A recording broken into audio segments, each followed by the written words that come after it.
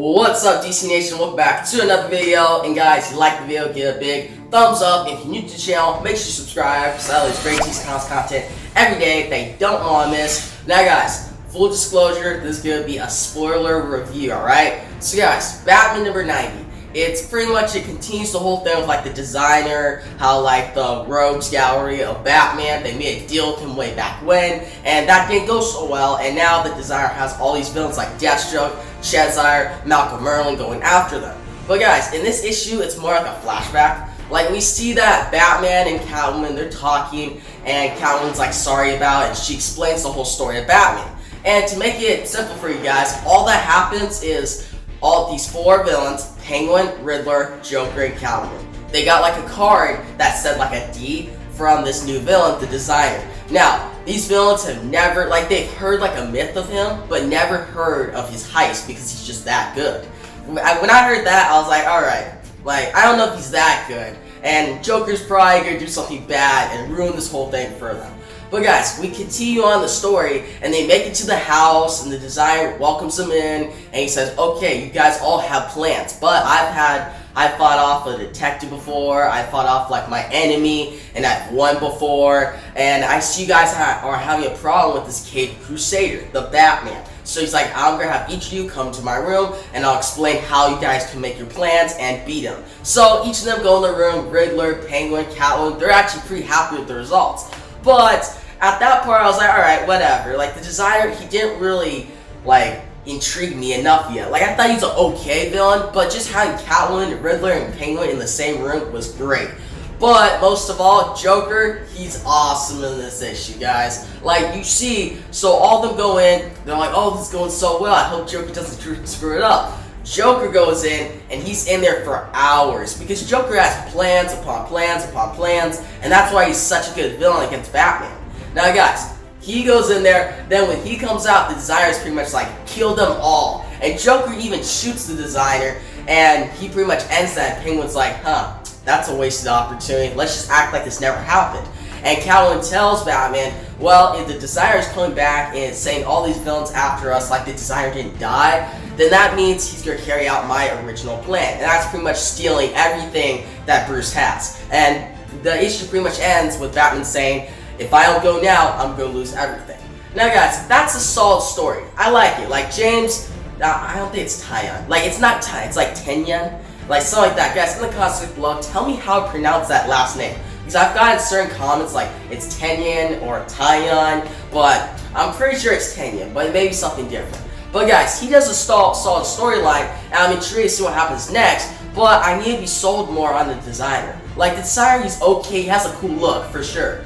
But compared to like Joker and Penguin, Riddler, and Catwoman, when you put him in the room with all these great villains, he's just kinda meh. Like, they can make him better. Like, this is part 5 in this storyline, so they really need to kick it up. But I'm pretty sure they will, because like the Joker War is coming, and the designer would really set that up, and he could be a great villain.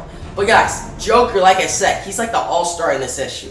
Like, he does such a great job. Like, they really give him like what he is as a character. Like, if Joker would just went along with things, like, oh yeah, here's my plans, whatever, I mean, like, that's not the Joker. But when he comes out, and they're in there for hours, they're explaining about the thing, he comes out, shoots the designer, and he's just laughing about it. And guys, you even see like a shot of his face that just looks freaking, it looks scary actually, it looks cool. And it's actually right here, guys. It's one image in the book where like Jorge Jimenez just draws him so well. And guys, I'll get to the art soon, that's like the best thing about this issue.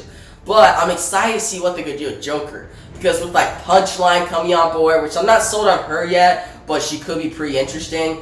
And with like Harley involved, like Harley has a great scene at the beginning of the book, where she's pretty much just messing with Deathstroke. I like that. But with all these villains involved, and with the designer pretty much coming back, and some interesting stuff happening, it could be a cool storyline. But for now, it's just solid. Like, it's nothing groundbreaking, but it's nothing bad at the same time. I feel like they're playing a little safe though.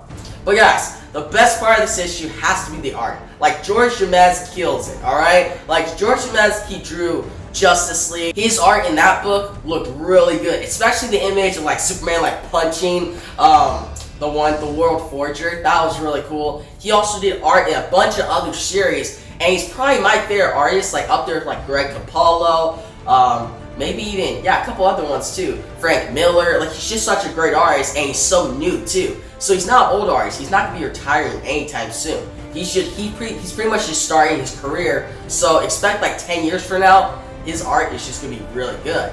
But guys, he's never really drew a Batman comic. Like he may have way back, like guys in the comment section below, tell he's actually drew like an actual Batman comic. But I'm pretty sure this is his very first issue that's titled Batman that he has drew the full issue.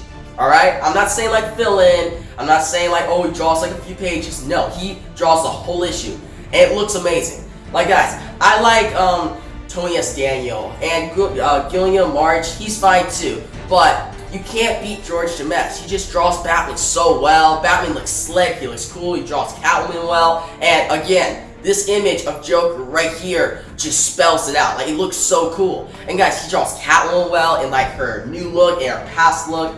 Draws Penguin Riddler well. And again, even though like the designer, he's not the most interesting villain yet, he has an awesome design. Like with the D on his face, and he just looks like really cool. And guys, the house, the backgrounds, every single part of the art in this issue looks amazing. Especially that second page of like Harley right here, that just looks really cool. So, like guys, even if you don't like the story in this issue, you have to bump up the score a little bit just because of the art. And I hope they keep Jorge Jimenez for a couple more issues. Because like this series, like James Tynion's story arc so far has been alright. And the story in this doesn't really like push it that much up, but the art really helps it out. And I hope they keep Jorge Jimenez on.